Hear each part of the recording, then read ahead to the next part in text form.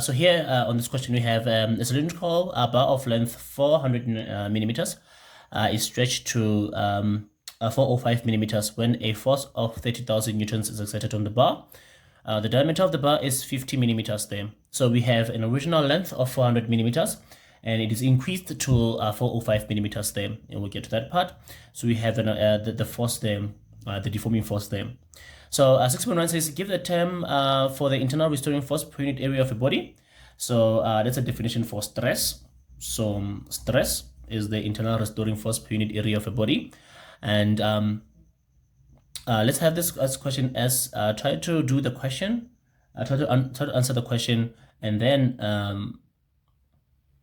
pause the video, watch the question, and then continue.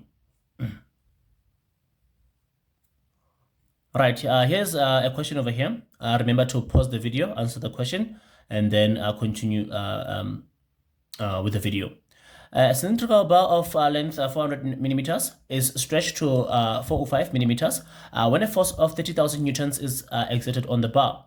The diameter of the bar is 50 millimeters there. That's the information that we have. 6.1 says, give a term for the internal restoring force per unit area of a body. That's how we define stress. The stress is the internal restoring force per unit area of a body there, if you got that. 1. For 3 marks, then now calculate the strain on the bar. Now we know that the strain is the change in length divided by the original length there. It's a bit of a tricky one this time there, because we are told that it is stretched, meaning the length was increased from an initial length to a final length there. So it means that the change in length in this case here, is not given to us directly, so we have to calculate it there.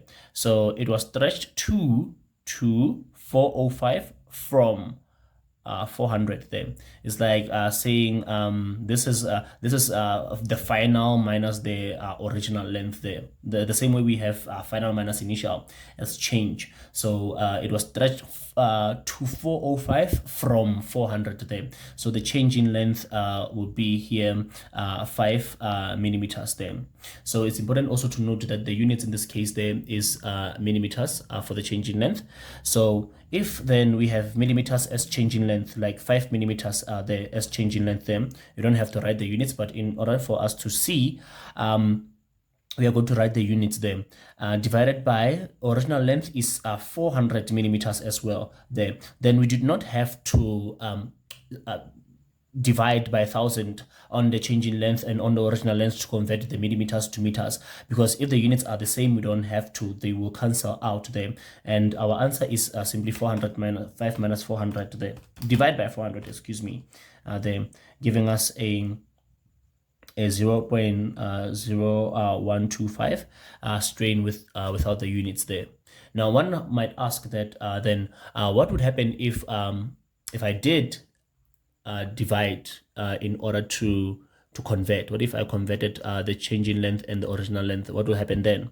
So let's see. So let's have that 5 there, the change in length divided by 1,000. This is going to be 0.0005 there. And then if we have the original length of that 400 there, also converted by dividing by 1,000 there, and it's going to give us a 0.4 there. And then we calculate it in this way there. What would we have there? So in that case, we'll be having a strain, again, is change in length over original length. We would have 0.005 divided by 0.4, and it will give us 0.005 divided by 0.4. It gives us a 0.0125 there. 0.0125. What does that mean? It means that if the units are the same, you don't have to convert. But even if you do convert the units there, it does not make a difference. You still get the same answer there. All right. But if they're not the same, make sure that you convert them to meters there.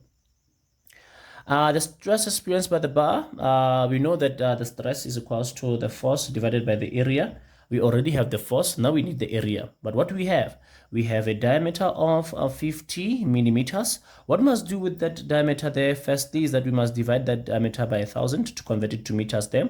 So 50 divided by 1,000 is going to be 0.05. Now that 0.05, now it is now in meters there. And then now let's calculate the area from the diameter. The area from a diameter is equal to pi diameter, don't forget to square the diameter, divided by 4. So we are going to be having here pi 0.05 squared, don't forget the squared there, all of that divided by 4. So what we'll be having here, we plug this thing as it is on the calculator there. We have fraction shift pi divided by 0.05 close bracket squared over 4. We have here 0.00196343 1963495 square meters there. So that's the area there. So then we are going to then substitute this area of ours that we just got into our stress formula. We are going to get here 30,000 there divided by that whole number there, 0.0019634954 there. Then we go to our calculator now, and then we say then 30,000 to make things easy, divided by that whole answer that we just got, and it gives us a 15278874.54. The units for stress is pascals there. That is for 5 marks there. Let's look at the one for 3 marks, the strain. The strain will get 1 mark for the formula, 1 mark for that substitution, and 1 mark for that answer without the units there. And then for the stress, we get 1 mark for substitution of the area, 1 mark for the area, and then we get then 1 mark for the formula, 1 mark for that substitution there, and 1 mark for the answer there. And then that's 5 marks there. All right.